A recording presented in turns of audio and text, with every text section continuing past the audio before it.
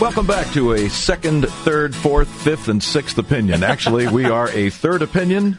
We are the crucible of truth when it comes to what's going on out there in the world of healthful nutritional products and natural food products and integrative medical practitioners who are being bullied, frankly, by lots and lots of these federal agencies. Not that they're wrong 100% of the time, but they're wrong on this issue, in my opinion.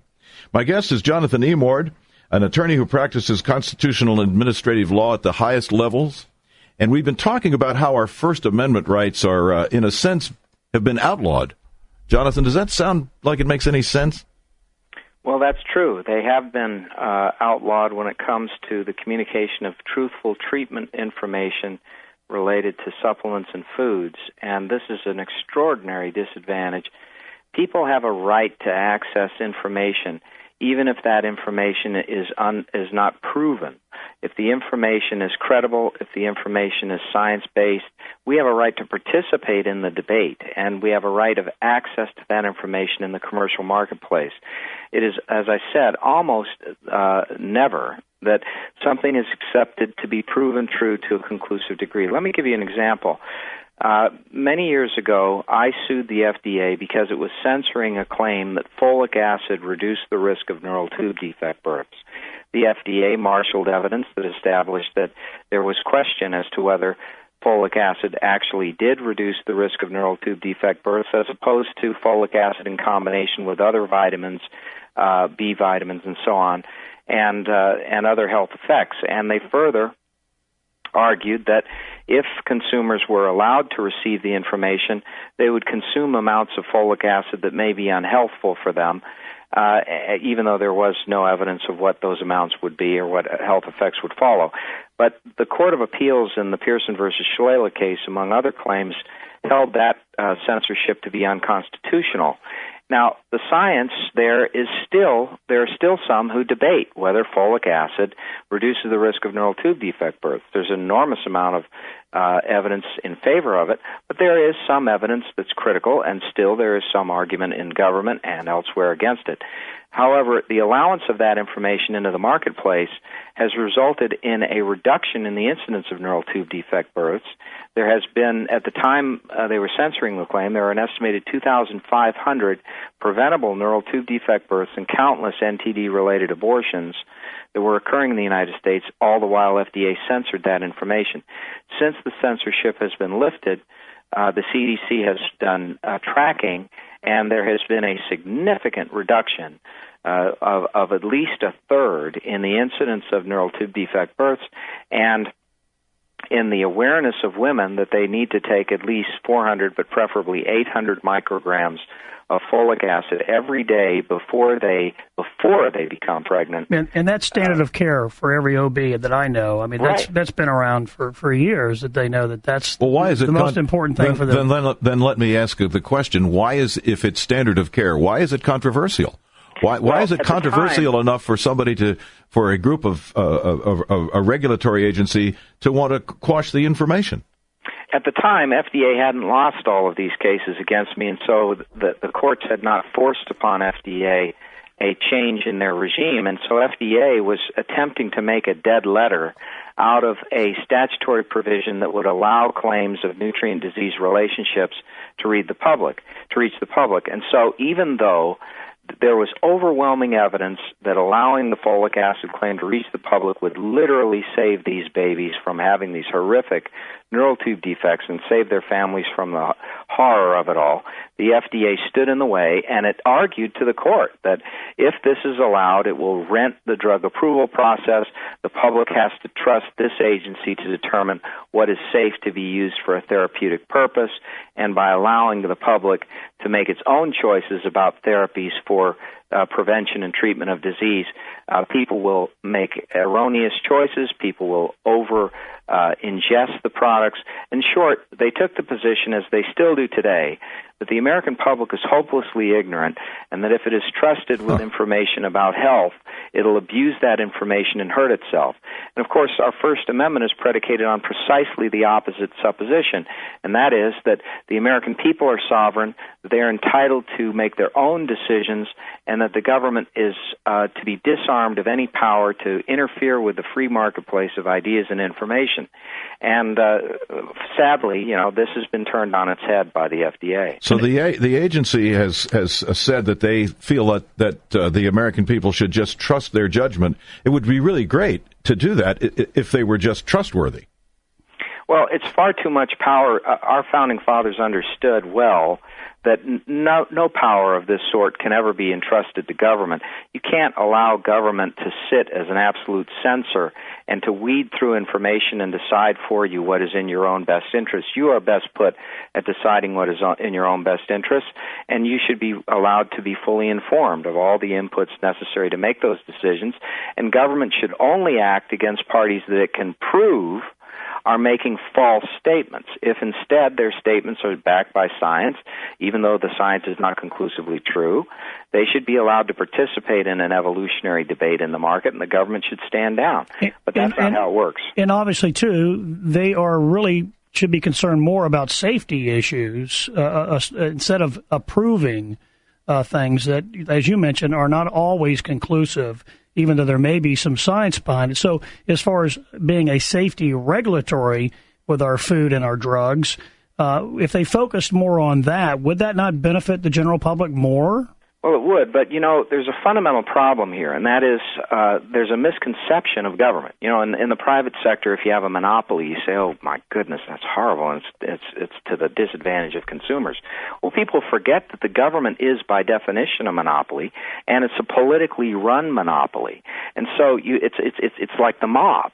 And when you have a situation where you have enormous power over speech given to political appointees who can feather their own nests financially if they leave office by favoring particular regulatees over others, they're going to make those decisions invariably that favor their own personal interest.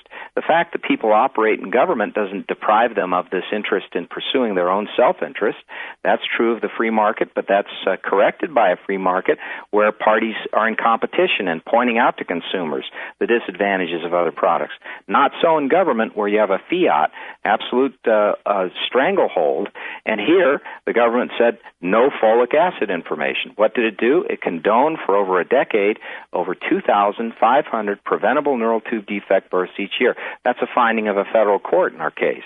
And, to give you an idea of just how pervasive the drug industry influence and control is over our government, and it applies regardless of administration, Billy Tauzin was the head of the Energy and Commerce Committee. Remember, that's the committee I said that had review over FDA? Yes. He was the head of the Energy and Commerce Committee during the Bush administration.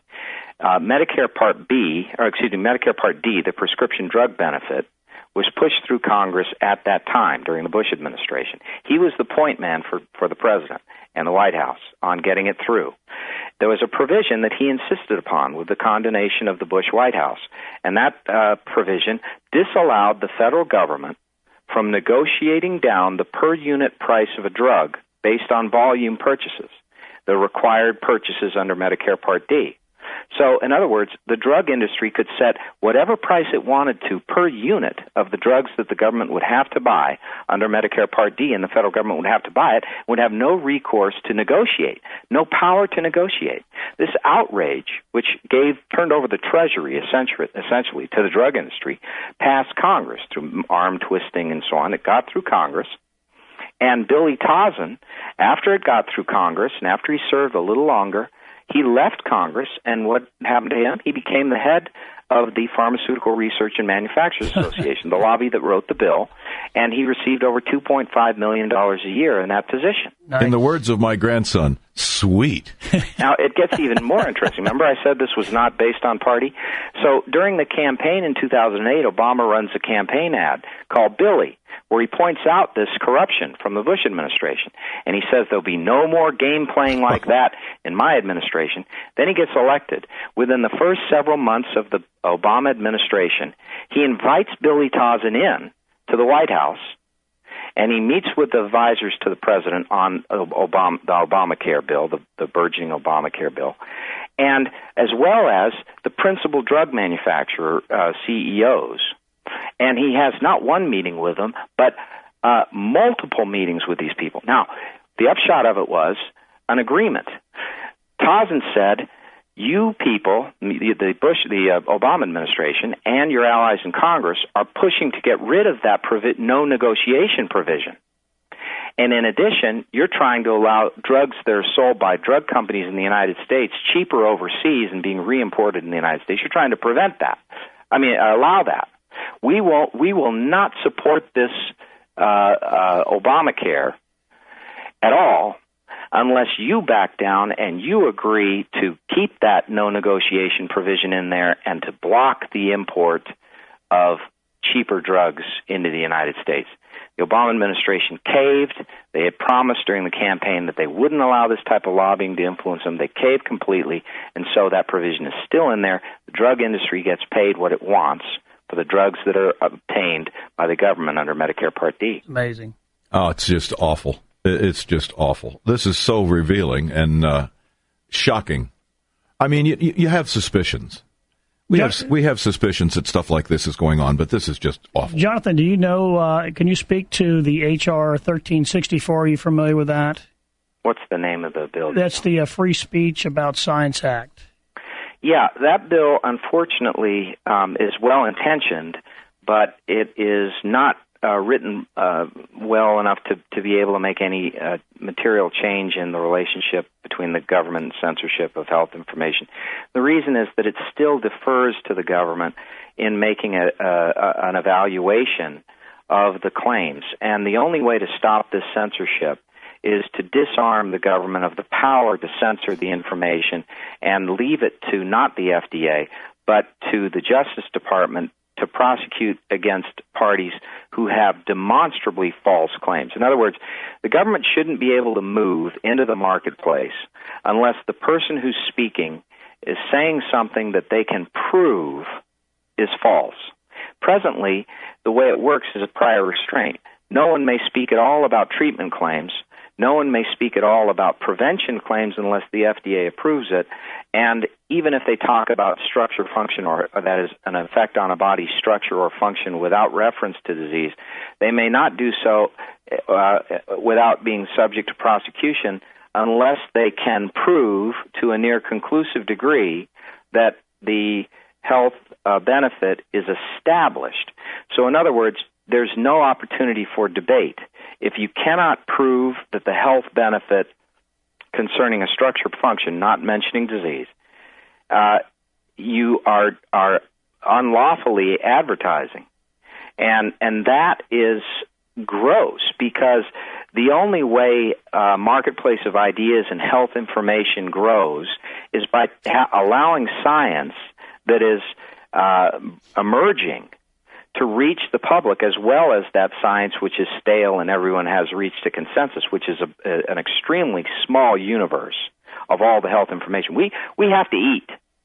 So when we go and buy an apple, it's good for us to know all of the scientific information about the apple, so long as it's carefully qualified to be truthful. So it says the scientific evidence in support of this statement is inconclusive. Nevertheless, the fact that there is some science to say that ingestion of an apple a day may reduce your incidence of disease over the course of your life, that's important. If you go into a store and you're thinking about buying an apple or an orange or a grapefruit or a candy bar that tastes like those things, you might be affected if you receive word that eating an apple a day may actually reduce your incidence of a wide range of disease. You may say, well, you know, I'm prone to getting sick over the wintertime. Maybe I should be eating an apple a day. So that the basic point is you have to have a free market of information, even information that is not demonstrably, provably true to the government's satisfaction, because otherwise you have so little information in the market that people, when they buy the things they ordinarily must purchase to live, they can't distinguish among them. based on information. So this, I mean, in a nutshell, there's a quote here that I think, because basically you've outlined this very nicely, but this was said back in 1982 by Dr. Richard Kraut, the director of the FDA Bureau of Drugs. He said this, and I think this really kind of sums up everything we're discussing here today. He says, I never have and never will approve a new drug to an individual, but only to a large pharmaceutical firm with unlimited finances. That's a quote. So if it's not FDA approved, we can't discuss it. And, of course, we know how the trouble with FDA approval with supplementation and functional foods and so on is almost bars just about everybody from participating in that arena. So what is the solution? What can we do? I know this is obviously a mission. This is not just a job for you. This is a mission that you're on. You've written several books, and you're obviously actively involved in making changes. What can the citizenry do? Is there anything? What would you have people do about this situation?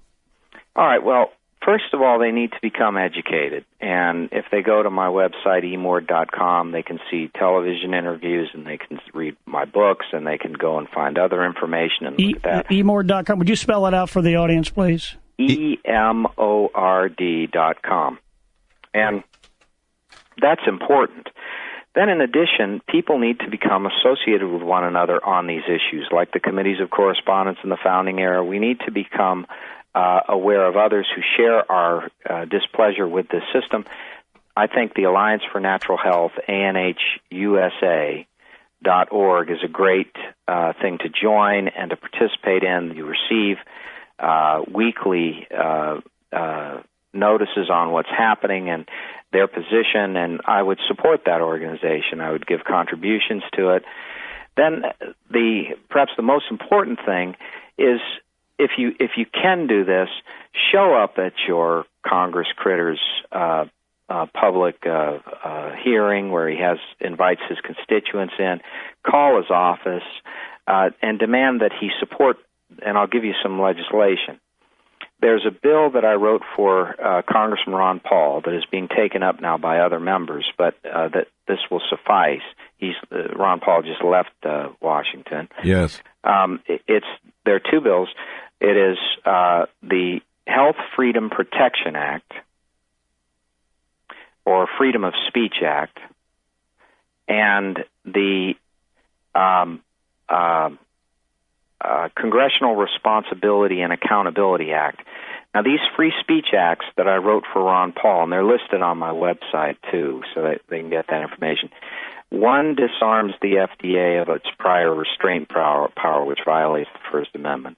The second one changes the burden of proof requirement for the Federal Trade Commission so that it may not act against someone it accuses of deceptive advertising unless the government first possesses proof that what is being said is in fact false.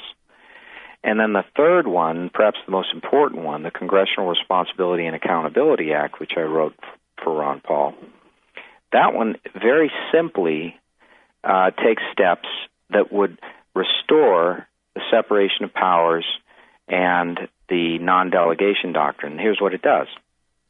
It prohibits federal agencies from implementing any regulation until Congress has passed it as legislation in the first instance.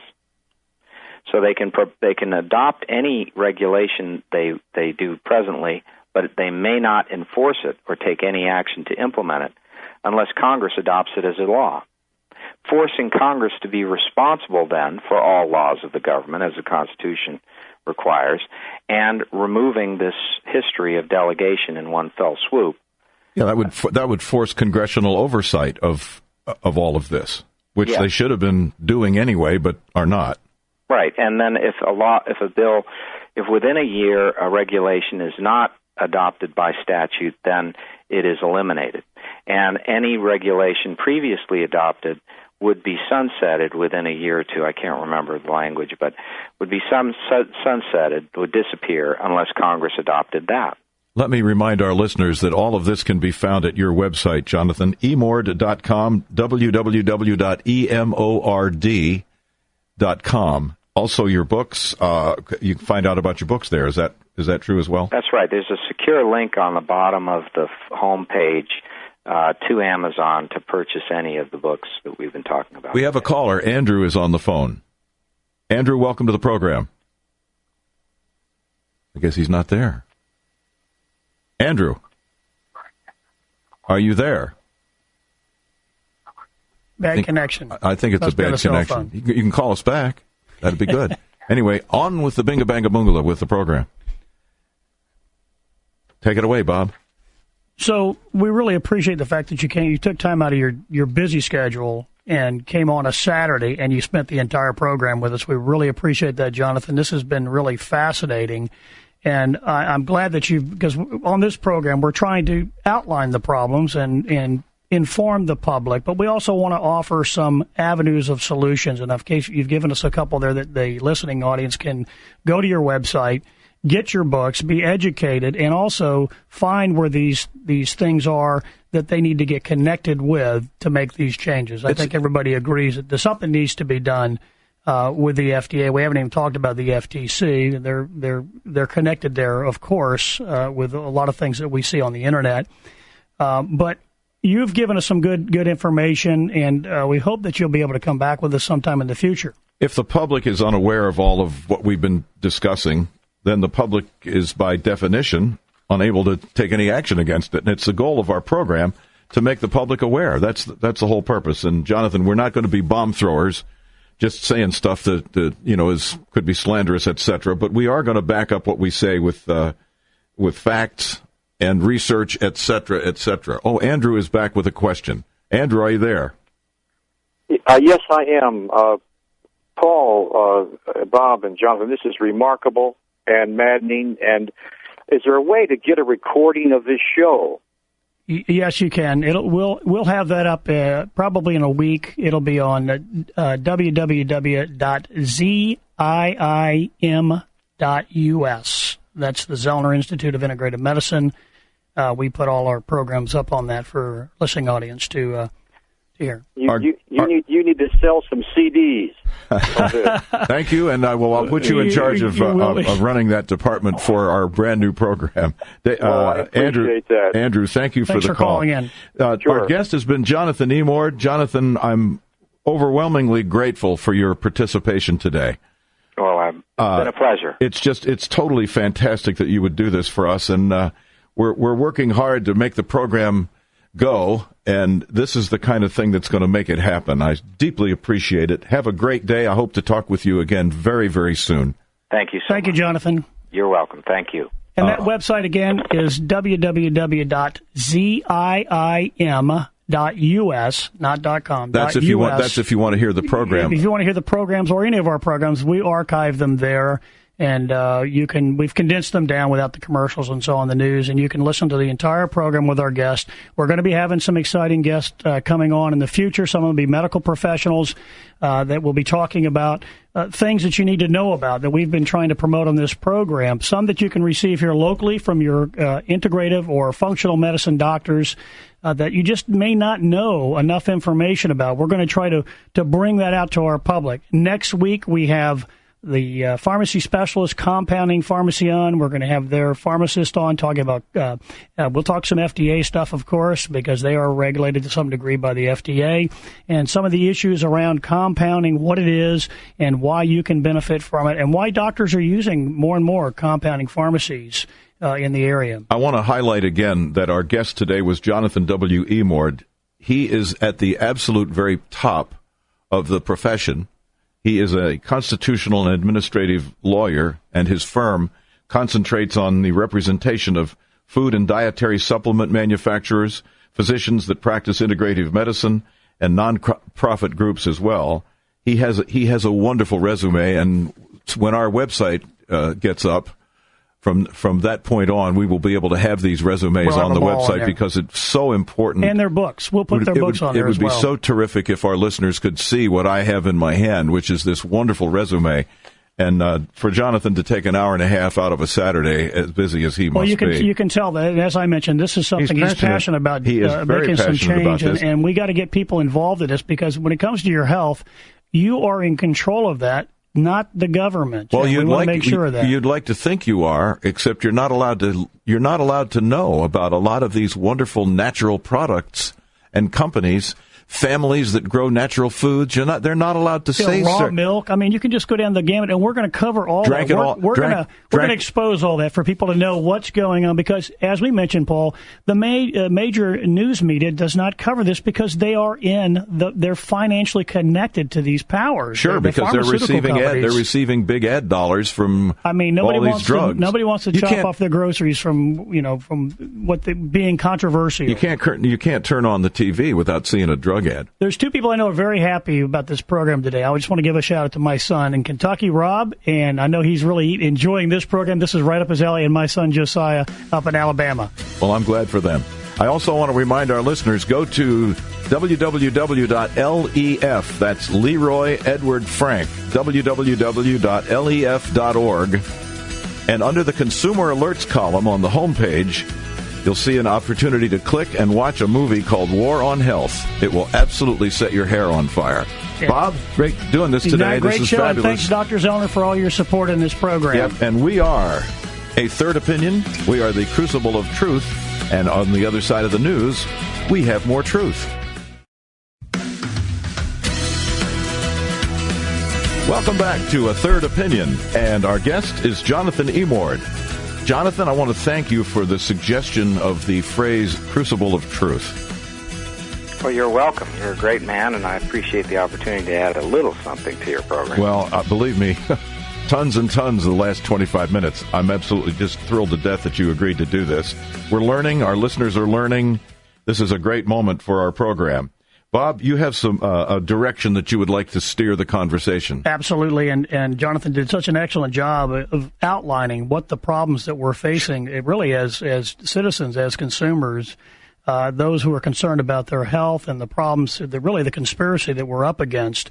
And hopefully we're going to be able to point some people in the direction to do something about this in their lives. You mentioned the drug problems, of course. People are familiar with all these deaths, and they seem to pass out of our memory, of course, after they happened. And I know there was statement on the video that we watched on War on Health on lef.org that 50% of drugs are quietly pulled off the market about 5 years after they're on the market because they're too dangerous. And it's because of what you've just laid out for our listening audience, the bureaucracy, the corruption. And then when you think about it, from our little or my little world down here, dealing with integrative doctors that have kind of left conventional medicine or allopathic medicine because they see the problems with the medications and the drugs on a clinical basis daily. They see the side effects. They see the problems. They see the fact that they don't really get to the root cause. And so, therefore, many of them have gone to functional foods, diet, of course, and nutritional supplementations. And with your experience, we kind of touched on this in the last segment, these companies have a really tough time discussing the really peer-reviewed evidence that's out there with some of these things that people can be doing on not only on a prevention basis, of course, but on a treatment. They can't even use that word and connect it to any kind of a disease state. What can our listening audience do? Or maybe you could help us just to expound on that problem that these companies face, Jonathan. Well, these companies face an enormous hurdle because if you can't tell someone what your product does, then obviously you're at a great disadvantage in marketing it. And that's precisely what is intended by this regime. It's an anti-competitive regime. To show you the great extent, you touched upon the corruption issue again, of the industry's control over FDA and the degree of corruption, we can look at a case in point, which is the FDA's approval of the antibiotic Ketec that's on the market right now. And Ketec was supposed to be a super antibiotic, Sanofi-Aventis drug, and FDA approved it, and it did so under the most peculiar of circumstances. The FDA's medical reviewers astutely identified what they thought was a too pristine clinical trial in the clinical trials that were submitted with the drug application. They thought this was too perfect. They thought that the design of it was too perfect with no outliers. They thought that there were too few dropouts, etc. And so they began to ask for the empirical data that Sanofi-Aventis had to support the conduct of this trial. They wanted to know who the patients were. They wanted to have everything removed, the blinds removed, so they could see exactly which patients were involved. And they began to get no response from Sanofi-Aventis, no substantive response on this critical clinical trial for their application. Make a long story short, the FBI got involved, and they discovered that, in fact, the clinical trial had been fabricated. And the indications for this antibiotic, many of which came out of this clinical trial, this fabricated clinical trial. The FDA medical reviewers went to the FDA commissioner and said, hey, look, this is fraud, and we can't grant this application because of the fraud. The FDA commissioner overruled their objections, granted the application, and included within the indications for the drug the very indications that came out of the fraudulent clinical trial. Now, if you can seriously look at that and not say that the drug industry holds extraordinary control over that agency, I salute you, because you're living in a fantasy land, and it may be better than the real world in which we live with these horrible drugs. But the point is, you're right. A good number of drugs on the market are unsafe. Their profiles are very bad. Synthetic substances introduced in the body, you would expect them to have adverse effects of one kind or another. But when the adverse effects are far greater than the disease itself, there's a drug, for example, for asthma that's called Ceravent. And that drug has adverse effects associated with it that include death. And death is a significant risk of this drug for asthma. In fact, it causes death from asthma. So you approve a drug of that sort, and there have been cries for the removal of this drug from within the agency and from outside the agency, but there it is. It's available. And unbelievable. And doctors, the physician is a bit at the mercy of this whole system, and the reason is, you're a practicing physician and you receive information for drugs to be recommended, and the government puts its stamp of approval on them as safe and efficacious, and you put those drugs into practice. This is what happened with Vioxx, for example. The drug was a medication for rheumatoid arthritis, but it was such an effective painkiller, according to the FDA, that the doctors began using it across the board. In hospitals all over the world, this drug was being used. And inside the agency, there are these people like David Graham who are suffering 1,000 deaths because the drug they know is going to cause this enormous reaction of heart attacks. And so then the adverse event reports start pouring into the agency, and tens of thousands of adverse event reports about heart attacks, and the FDA commissioner does nothing, and the FDA medical reviewers demand action, and they say this is causally related, and the New England Journal of Medicine publishes an article on causation about it, and the Lancet in England does, and all of these peer-reviewed journals start questioning the safety of this drug.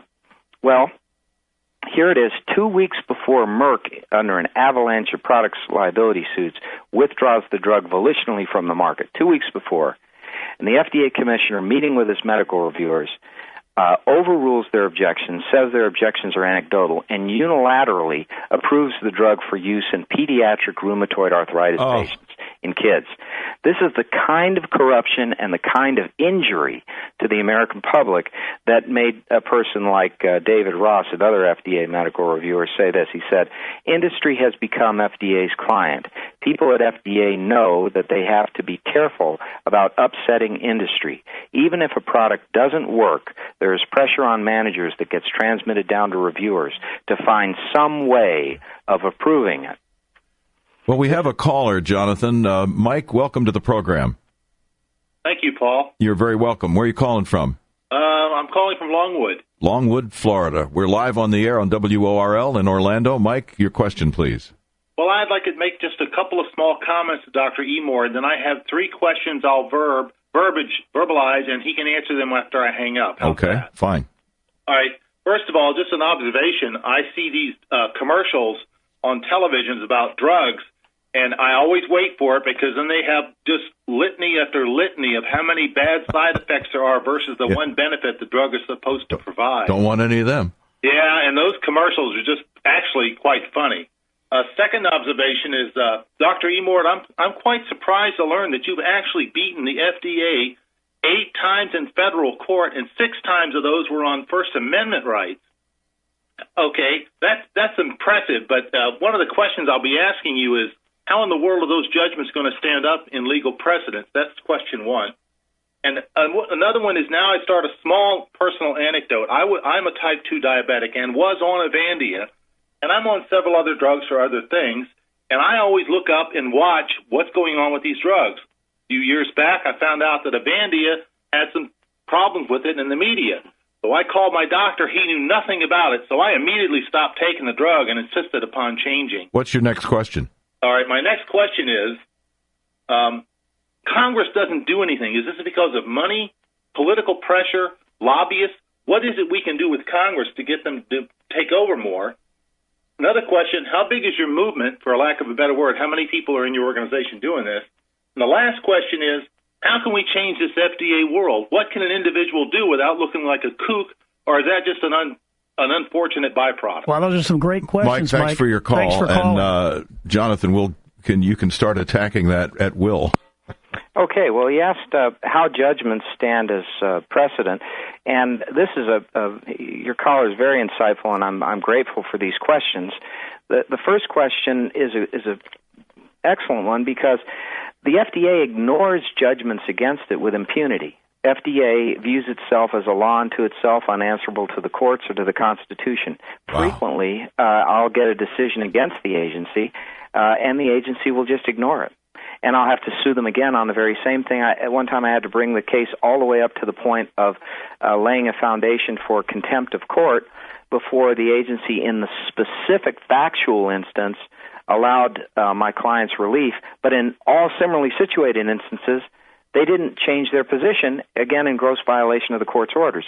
This is something that is not just characteristic of how they treat precedent against them. It's also how they treat any legislation that is designed to curb their power and jurisdiction. They just simply ignore it. They do their own thing. This is a rogue agency. It has never been brought to answer ultimately for these violations, and your caller's onto it. You can win. You can defeat them. You can get relief in a specific instance if you're very, very persistent. But as far as changing their direction to conform with the requirements of the rule of law, this agency will not do it. Congress, does Congress do anything? He's right again. Congress does nothing, and the reason why it does nothing is the money. Enormous amounts of money are poured into Congress and to the coffers of Republicans and Democrats alike by the Pharmaceutical Research and Manufacturers Association and various lobbying entities, various PACs, for the various drug companies in addition to that one. And what happens is the head of the House Energy and Commerce Committee has ultimate review authority over the FDA, as does that committee. And that person usually receives the most money, several $100,000 each election cycle, from the drug industry.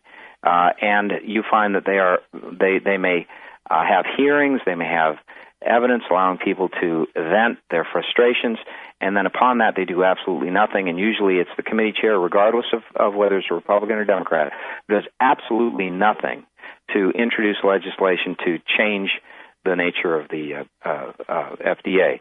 And within my organization, I only have 8 lawyers who are working on these things. We have a remarkable track record with 8 lawyers, and I'm grateful for that. But it is a David versus Goliath situation.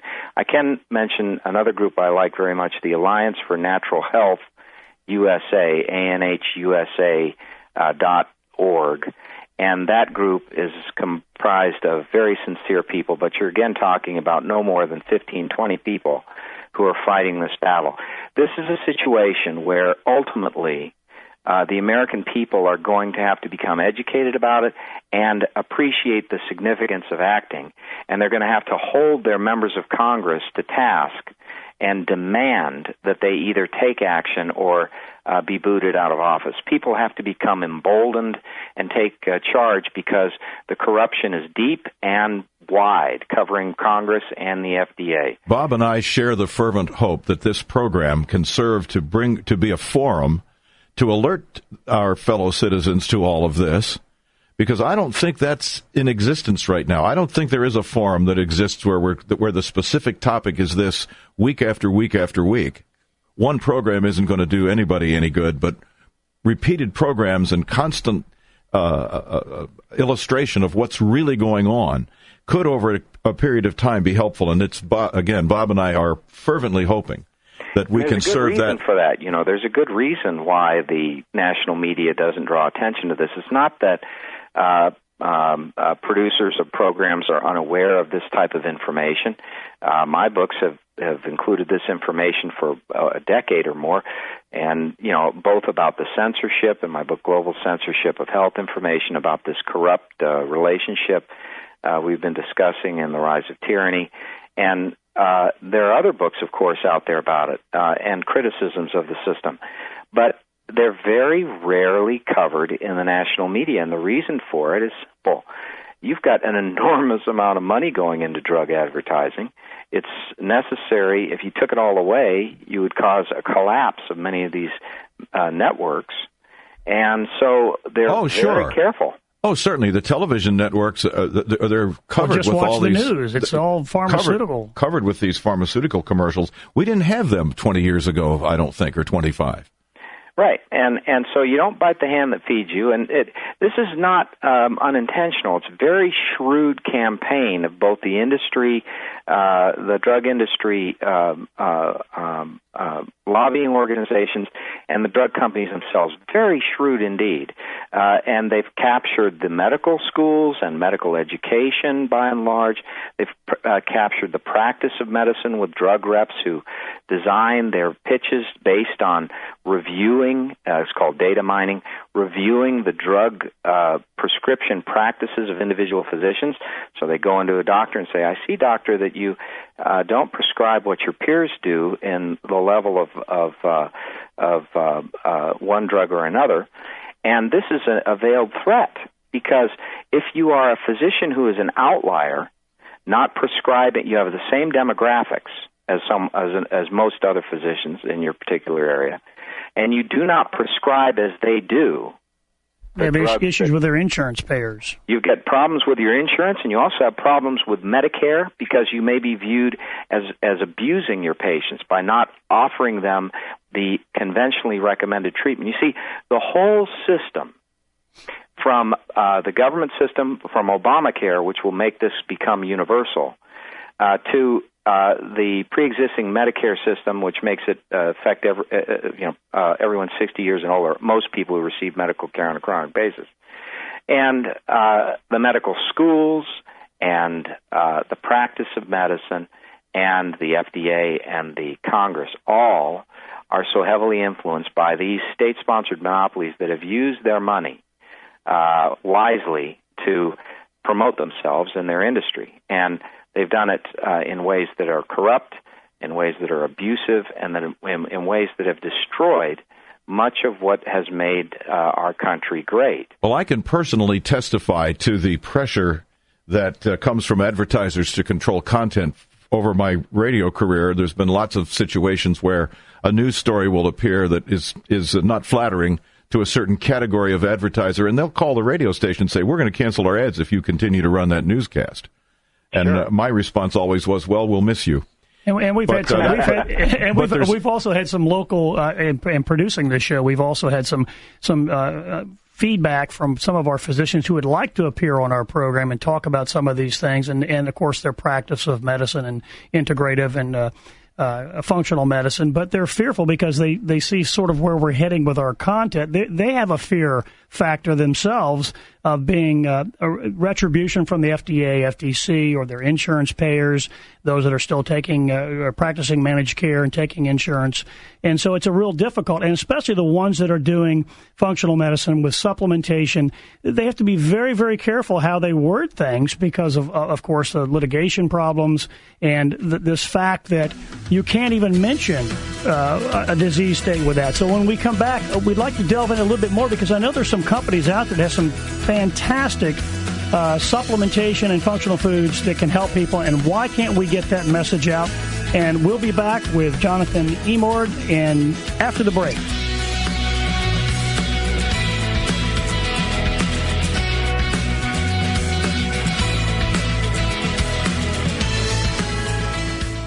Welcome back to A Third Opinion. We are the Crucible of Truth. I want to alert our listeners to the fact that there is a very, very interesting film that you should see. You can find it at www.lef.org, www.lef, that's lifeextensionfoundation.org, lef.org. Under the Consumer Alerts column that you will find a little ways down the page, click and watch the movie called War on Health. It will absolutely make you leap and scream of frustration, but you need to see it.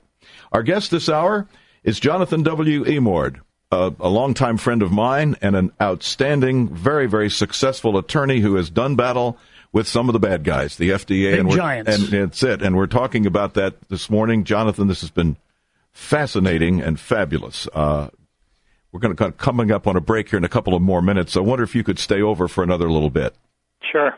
Great. Bob, you had one more thing you wanted to say. This is such fascinating information, and I know that I'm encouraging everyone to get some of your books. I'm sure they can find them on Amazon to really get in depth, because I know we're just skirting the top of this in the short time that we have.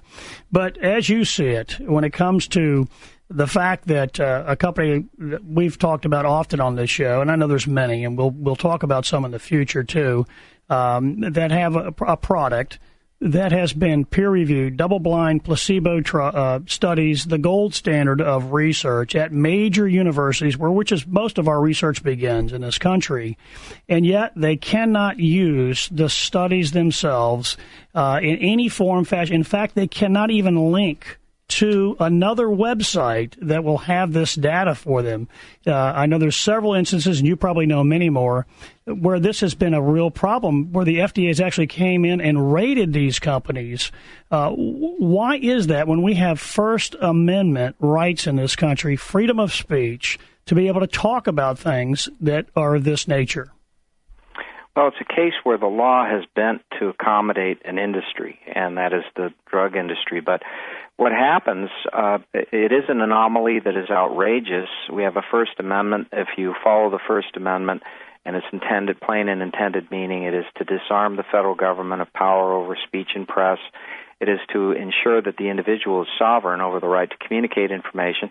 And to the extent that you communicate truthful information, you are to be protected. Indeed, you're to be protected with a degree of defense that allows error when it's not intentional, that allows people to debate when there are competing scientific views. Virtually nothing in science is provably true to a conclusive degree. Almost every single proposition in science is true to a greater or lesser extent, and the evolution of information makes that apparent in one direction or another, but almost never is it provably true to a conclusive degree. Take, for example, there is this prior restraint, as I said. It is absolutely forbidden under federal law for any company that does not have a drug approval to communicate in the market a claim that a substance treats a disease. Absolutely forbidden. Even if you have proof beyond doubt, even if you had the conclusive proof that a dietary supplement treated a disease, you could not say that under federal law. But we can say it. We can say it, can't we? You can. Yeah. Anyone who doesn't sell it, those who sell it cannot say it. At the point of sale, it cannot be communicated. So when the person goes to the grocery store, they're in this great sea of products for which there's virtually no information about the disease treatment effects of the ingredients in those products. And the reason is that the FDA has achieved a virtual lockout of all of that information that would otherwise enable consumers to make informed choices based on good information and improve their health, increase their longevity, and reduce their risk of disease. Never thought we would be having a conversation like this in America, Jonathan. It just doesn't. It's just not right. We're coming up on a break. I didn't mean to interrupt you because you're right in the middle of some great thoughts, which we will revisit after the break. Our guest is Jonathan Emord. We've been talking about the regulatory abuses, frankly, of several of our federal bureaucratic groups and buddies, and it ain't good, as they say in the country. We are the third. Listen to me. We are a third opinion. We are the crucible of truth, and on the other side of the news, we have more truth.